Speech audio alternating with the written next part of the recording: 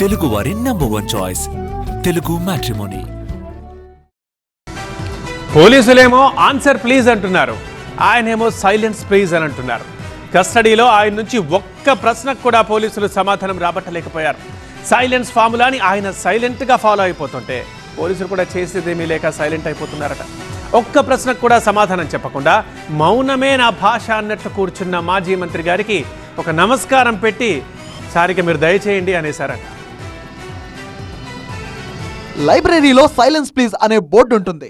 దాన్ని ఆదర్శంగా తీసుకున్నారో ఏమో తెలియదు కానీ పోలీసులకు చుక్కలు చూపిస్తున్నారట మాజీ మంత్రి కాకాని గోవర్ధన్ రెడ్డి. విచారణలో పెదవి విప్పితే ఒట్టు, నువ్వు అడిగేది అడుగు, నేను మాత్రం ఉలుకు పలుకు లేకుండా ఉంటా అన్నట్టుగా ఉందట కాకాని తీరు. లేటెస్ట్ కేసుకు సంబంధించిన విచారణలో పోలీసులను ఇలా పరేషాన్ చేస్తున్నారట ఆయన.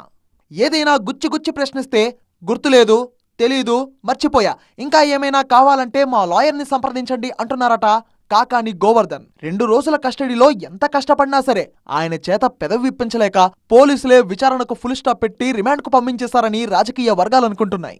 కేసు ఏదైనా కస్టడీ టైంలో మాత్రం ఆయన సైలెన్స్ ఫార్ములాని ఫాలో అయిపోతున్నారని టాక్. రేపల్లె నియోజకవర్గంలోని వరదాపురం వైట్ క్వాజ్ మైన్ నుంచి అనుమతులు లేకుండా అక్రమంగా మైనింగ్ చేశారు అనే ఫిర్యాదుతో కాకాని అరెస్ట్ అయ్యారు. ఆ కేసుకు సంబంధించి 3 రోజుల పాటు జరిగిన విచారణలో 50కి పైగా ప్రశ్నలు అడిగిన కాకాని గోవర్ధన్ నుంచి ఒక్క ఆన్సర్ కూడా రాబట్టలేకపోయారట పోలీసులు. నా నోటీసులో లేదు, నాకు సంబంధం లేదు, తెలీదు అన్న విషయాలు తప్ప మరొక సమాధానమే రాలేదని తెలిసింది.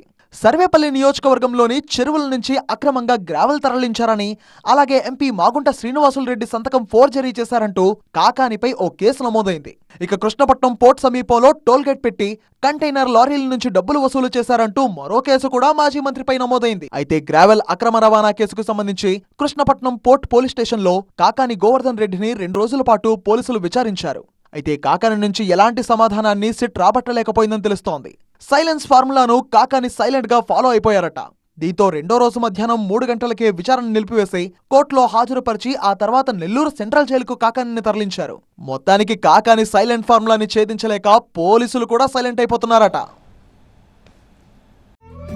తెలుగు వారి #1 చాయిస్ తెలుగు మ్యాట్రిమోనీ.